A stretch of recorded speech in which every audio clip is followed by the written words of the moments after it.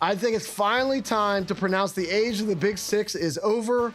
All hail the age of the Big Seven. They are setting off on this run of sustained excellence. They have incredibly rich owners. They have a large storied stadium. They have an actual history. And I feel like we're watching Manchester City like be born again out of the primordial ooze, and a copy of them is taking over the league. And I see no reason they're going to regress this year. I see no reason they're going to regress in future campaigns. So it might take a little bit while more for the rest of the soccer world to recognize it. But I am saying right here, right now, that the Big Seven has arrived. What do you think?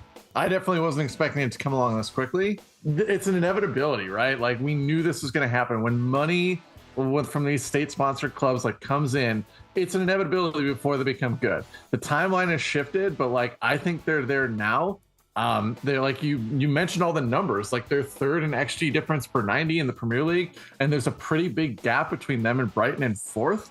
They're not going to really have that many players that are going to be run down by the World Cup. Like Trippier is going to England. Colin Wilson got called up. Bruno Guimaraes is going to be obviously playing for Brazil. But like, other than that, like most of this team is going to have like a little bit of a break, or they're not going to play that much for the national teams. So, I mean, they could go into the second half and just be a buzzsaw, through the league. And then all of a sudden we're looking at them in second place by the time the year ends.